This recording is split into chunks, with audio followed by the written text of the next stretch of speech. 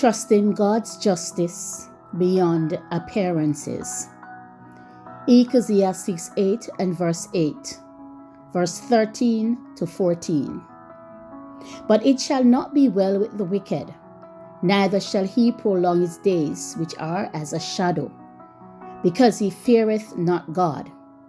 There is a vanity which is done upon the earth, that there be just men, unto whom it happeneth according to the work of the wicked. I said that this also is vanity. Welcome to Life is a Test. These are life lessons from King Solomon, part 60. A family gathers after the death of their patriarch, Mr. Taylor, expecting to grieve together and settle his affairs peacefully. Instead, they discovered that an uncle has quietly transferred the house and land into his own name. Legal documents surface, stories begin to change, and tension spreads through the family. Years pass in court battles, prayer, fasting, and emotional strain, while the uncle continues living comfortably on property that does not belong to him. For a long time, it appears as though wrongdoing has prevailed and justice has failed. But has it really? This is the kind of situation Solomon understands and speaks about. He does not ignore what we all notice. Life often feels misaligned. There are times when it looks like the wrong people are winning and the right people are losing. Justice seems delayed. Outcomes appeared reversed. Those who lie, manipulate, and take advantage can seem to prosper, while those trying to live rightly, they struggle quietly. If we judge life only by what we see, we might begin to think that wickedness works. Solomon calls this experience vanity, not because life is meaningless, but because life under the sun is often confusing and difficult to interpret from a purely human viewpoint. What we see does not always tell the whole story. What appears successful is not always secure. What appears unfair is not always final. And so Solomon does not leave us in confusion. But in verse 13, he anchors us with certainty when he says, "It shall not be well with the wicked, because he feareth not before God." It is not might or maybe. It shall not. This is certainty. God is not mocked. A man will reap what he sows. Many of us have witnessed those who rise through dishonesty, eventually damage relationships. They lose trust and they face the consequences of their actions. Some are exposed publicly and fall in disgrace. On the other hand, the honest and faithful person, though slower to succeed, builds a reputation of trustworthiness, stability, and reliability. Their character becomes their legacy. No matter how things may appear, God has not lost control of justice. Wickedness promises escape and power, but it cannot bribe death or delayed judgment. The wicked may boast, dismiss God, and mock eternity, but defiance offers no shelter when the appointed day arrives. A person's rank does not remove accountability. Influence does not ease moral responsibility, and position does not place anyone beyond the reach of God.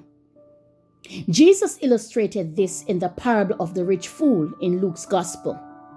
A man who planned bigger barns and longer years, only to hear God say, "This night thy soul shall be required of thee." His success could not purchase one more night of life. Every person will ultimately reap what they sow. The wicked may appear to rise quickly, but they never rise above God. Solomon describes their days as shadow, brief, and insubstantial when measured against eternity. Consequences may at times seem delayed, but they are never escaped. Too often, people mistake God's patience for approval, yet His justice is not absent. It is patient, giving space for repentance, while still remaining certain and unavoidable. Solomon's great dividing line between people is not success, intelligence, or reputation, but whether they fear God. The fear of God is a reverence that shapes how we live, speak, make decisions, and act, even when no one is watching.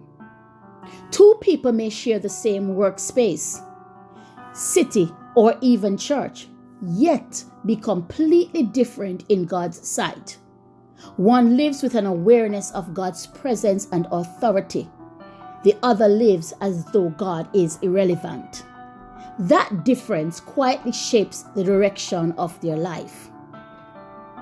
The wicked do not fear God. And that is the root issue that Solomon wants us to acknowledge. Sometimes the righteous seem to suffer while the wicked appear to prosper. Many of us live, work, and worship in environments where integrity is constantly tested. We work alongside colleagues who cut corners, falsify reports, and take credit for the efforts of others. Yet over time, these same individuals may appear to prosper.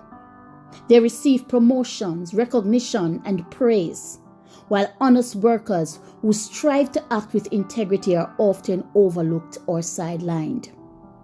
Even within the church, we sometimes see people who contribute little. They receive accolades and admiration, while faithful servants labor quietly without acknowledgement. In our communities, we witness scammers, corrupt individuals, and local dons seemingly thriving, while those who choose righteousness struggle to advance. It can cause sincere people to wonder whether integrity truly matters.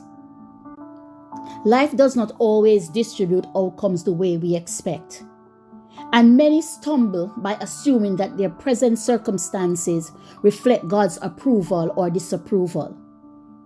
But Solomon warns against drawing quick conclusions based on appearances. A person may look successful yet be spiritually empty, while another may seem overlooked and still walk faithfully before God. Some appear to be winning while losing what matters most, and others seem to be losing while building something eternal. We see only fragments because our perspective is limited. God sees the whole. So how do we live in a world that often feels misaligned? We refuse to let visible success redefine righteousness.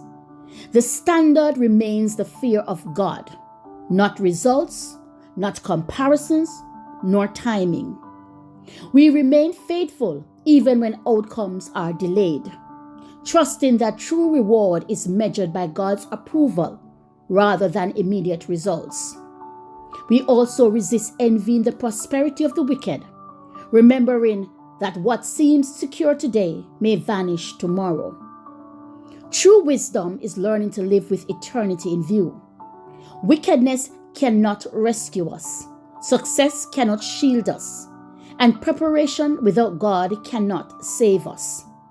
Peace begins when we stop trusting in temporary things and entrust our lives to God, who holds our future, our breath, and our eternity in His hands. Stop looking at appearances, but look to God.